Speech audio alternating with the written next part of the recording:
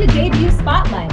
I'm Rachel Barenbaum, author of A Bend in the Stars, and I'm so excited to have Sanjena Sathian here today. Her book, her debut, Gold Diggers, is so good. I loved it. I can't wait for you guys to read it, and I can't wait for her to answer all of my questions. I have a lot. Tell me, Sanjena, what is your book about? Thank you for having me. My novel follows a young man named Neil Narayan, who is 15 years old, growing up in the suburbs of Atlanta, Georgia, in the first half. And he is kind of an underachiever in his Asian American bubble where people are extremely competitive.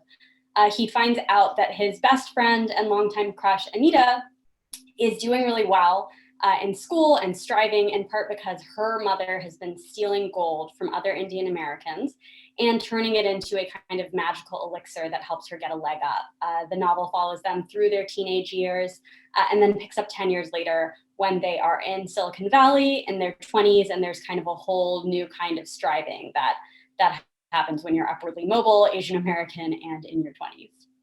I read that you are already sold and you're already working on the TV version, right, with Mindy Kaling. That's really exciting. Can you talk about that? Yeah, so we've sold the option, so there's still many steps to go before it could actually be on people's screens. But yeah, we sold the option to Mindy Kaling's production company, Kaling International, last summer, and it's been really cool starting to talk to showrunners and think about a visual language for the book. It's also narrated in first person, and so moving to television means we can tell the story from a bunch of different characters' perspectives and have kind of a wider scope.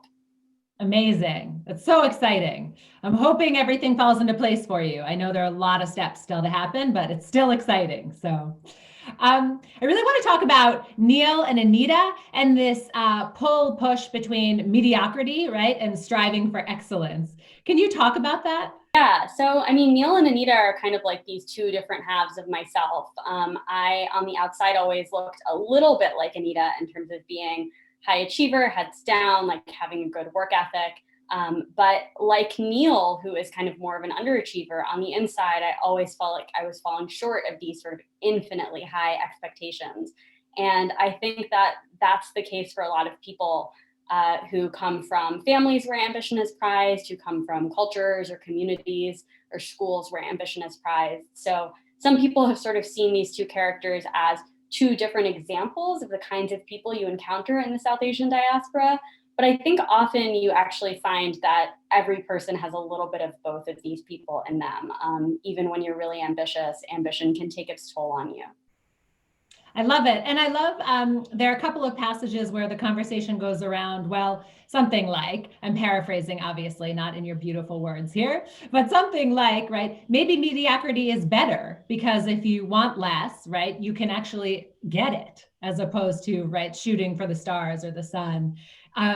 So can you talk a little bit more about that idea of mediocrity being better? Well, I think mediocrity isn't something that's afforded to a lot of immigrants or children of immigrants.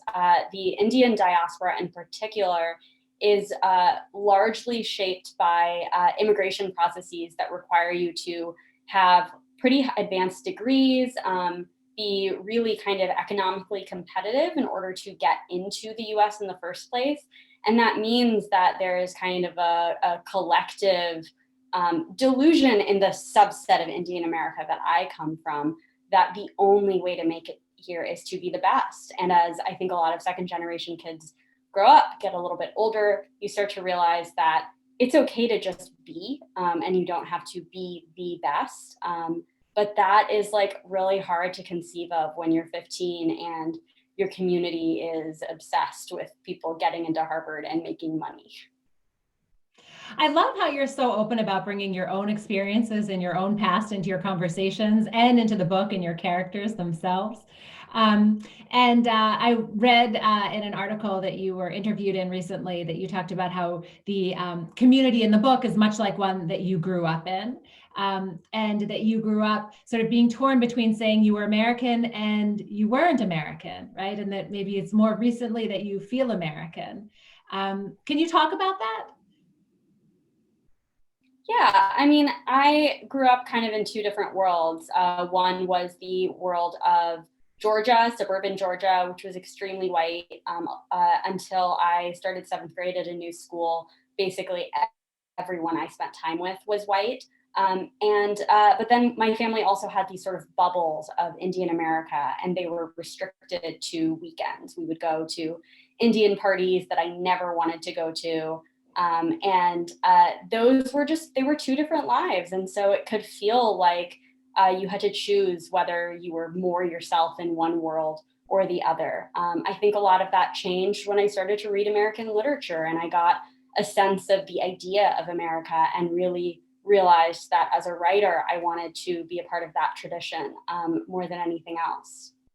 I love how you described those parties in the book too. You sent Neil down to the basement, right, in one of those parties, and it was just so vivid and so well written. So at the end of a recent article in the New York Times, you talked about some of the recent political events that happened near your hometown, and you said at the end, this killed me. It was so moving. On another day, I might have pointed to this part of the country as proof that we had arrived.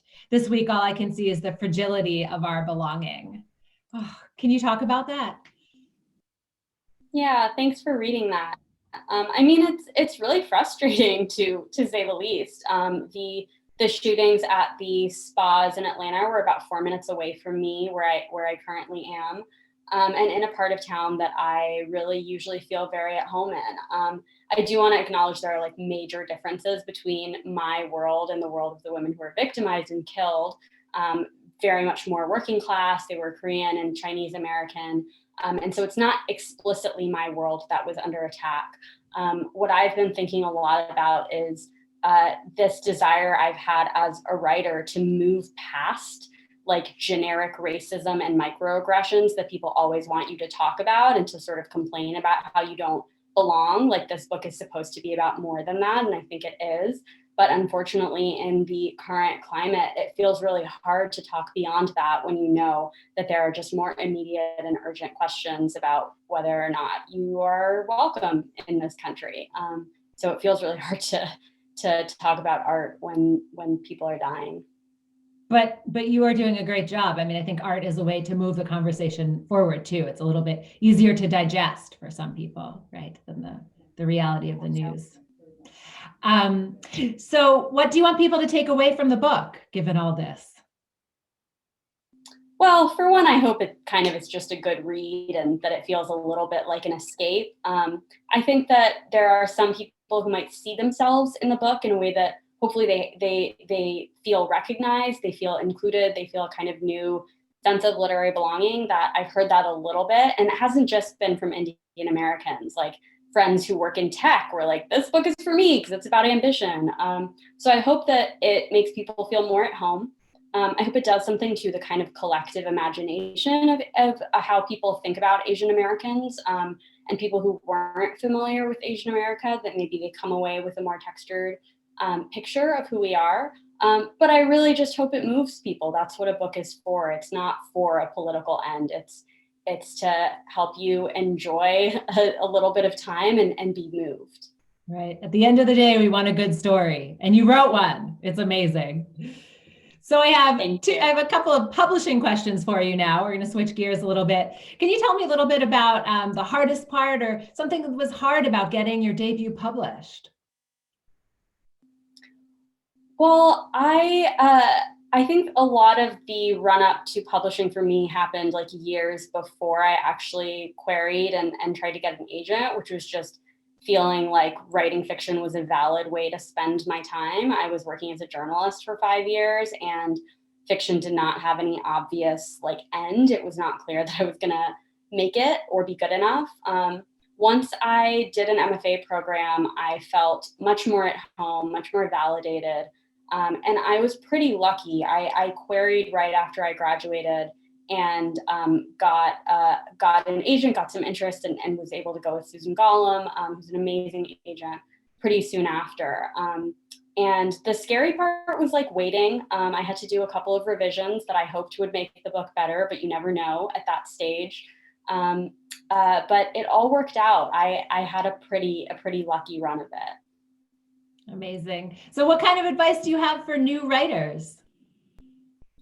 I always say it's really important to learn how to read for craft. People, I think, come into writing sometimes because they feel like they have something they want to say, but they may not be in touch with like years of literary tradition where other people have grappled with trying to say something about themselves, their community, their private experiences.